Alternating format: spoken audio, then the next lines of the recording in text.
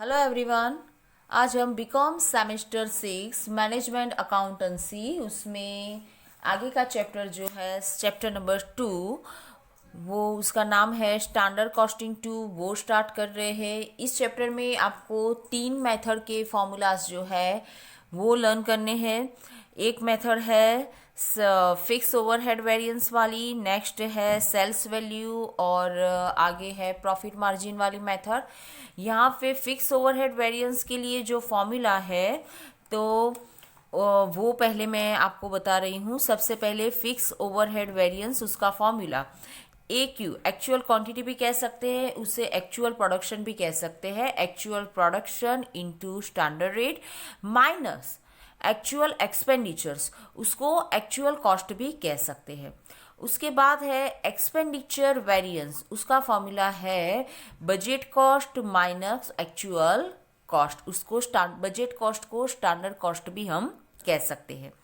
आगे है volume variance, उसका फॉर्मूला है standard rate in the bracket actual quantity minus standard quantity. Production भी कह सकते हैं, क्वांटिटी की जगह पे प्रोडक्शन वर्ड्स भी हम यूज कर सकते हैं। Efficiency variance is equal to standard rate in the bracket actual quantity minus revised standard quantity. आगे capacity variance is equal to standard rate in the bracket revised standard quantity minus revised budget quantity. आगे calendar variance, calendar variance जो है उसका formula है standard rate in the bracket revise budget quantity minus budget quantity. तो आपको fix overhead variance जो है उसके लिए आपको यहाँ पे ये जो 6 फॉर्मूलाज दिए हुए हैं वो आपको अच्छे से लर्न कर लेने हैं। आगे है sales value variance. Sales value variance जो है उसके फॉर्मूला सबसे पहले actual quantity into actual profit, AP का मतलब है actual profit, bracket over minus standard quantity into standard profit. आगे sales price variance, sales price variance इसका फॉर्मूला है actual quantity in the bracket actual profit minus standard profit. Sales volume variance, sales volume variance इसका formula है standard price in the bracket actual quantity minus standard quantity, standard profit भी कह सकते हैं। Sales mix variance इसका formula क्या है SP in the bracket actual mix minus standard mix.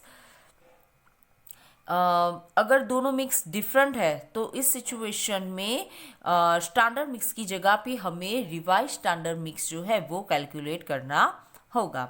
Cell सब वॉल्यूम वेरिएंस, सेल सब वॉल्यूम वेरिएंस इसका फॉर्मूला है SP in the bracket revise standard mix minus standard mix.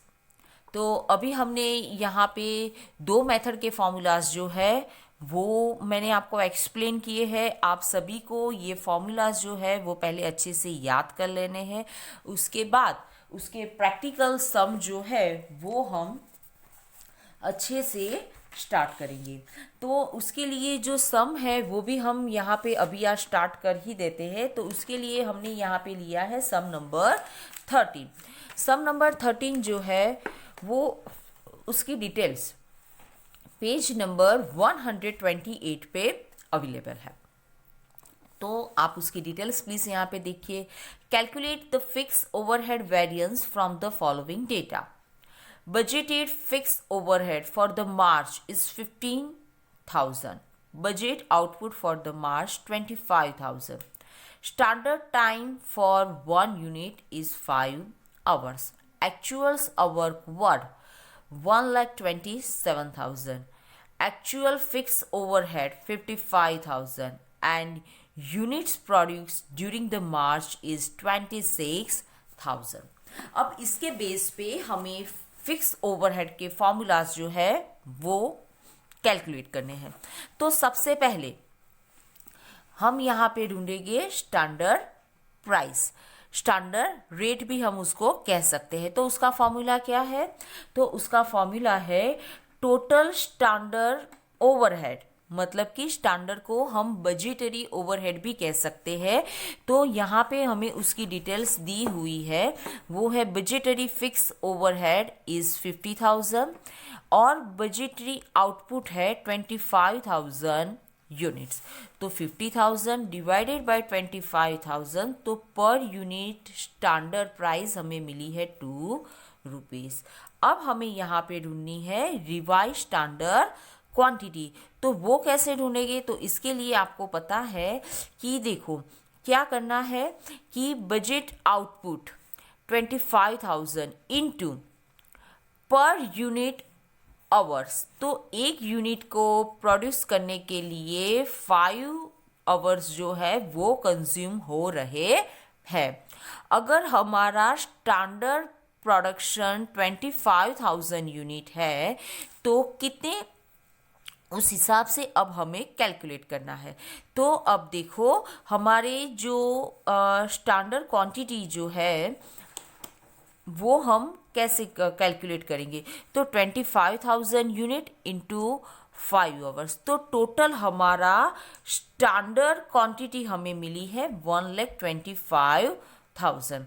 अब हमें रिवाइज स्टैंडर्ड क्वांटिटी कैलकुलेट करनी है। तो इक्वेशन ऐसे होगा कि अगर हमारी स्टैंडर्ड क्वांटिटी 1,25,000 है, इस सिचुएशन में 25,000 यूनिट्स जो है वो प्रोड्यूस हो रहे हैं। अगर हमारा एक्चुअल्स आवर्स जो है वो 1,27,000 है, तो हमारा रिवाइज स्टैंडर्ड क्वांटिटी कितना होगा? तो वो है 25,500। ओके, अब हम स्टार्ट करेंगे। तो सबसे पहले फिक्स ओवरहेड वेरिएंस, उसका फॉर्मूला क्या है? Actual quantity into standard rate minus actual cost. तो एक्चुअल क्वांटिटी जो है वो हमारे पास अवेलेबल है, देख सकते हैं आप, यूनिट्स प्रोड्यूस, उसको हम एक्चुअल क्वांटिटी कह सकते हैं 26,000 इंटू स्टैंडर्ड रेट, यहाँ पे हमने ढूंढा है 2 rupees, minus actual quantity actual cost fix overhead cost 55,000। तो आंसर हमें मिल जाता है -3,000। एक्सपेंडिचर्स वेरिएंस, इसका क्या फॉर्मूला है? Standard cost minus actual cost. Standard cost है हमारी 50,000, जिसको बजट कॉस्ट भी कह सकते हैं, माइनस एक्चुअल कॉस्ट 55,000। तो आंसर हमें कितना मिल जाता है? -5,000। आगे वॉल्यूम वेरिएंस, उसका क्या फॉर्मूला है? तो standard rate in the bracket actual quantity minus standard quantity. Standard rate 2 rupees, actual quantity तो मतलब कि 26,000, स्टैंडर्ड क्वांटिटी वो हमारे पास है 25,000। तो इसका आंसर हमें मिल जाता है फाइनली 2,000। एफिशिएंसी वेरिएंस, उसका क्या फॉर्मूला है? Standard rate in the bracket actual quantity minus revise standard quantity. Actual quantity 26,000 minus revise standard quantity हमने यहाँ पे ढूंढी थी 25,500, तो उससे हमें आंसर मिल जाता है 1,000। आगे कैपेसिटी वेरिएंस, इसका क्या फॉर्मूला है? Actual production minus revise standard quantity. Actual productions यहाँ पे लिखना है रिवाइज स्टैंडर्ड क्वांटिटी।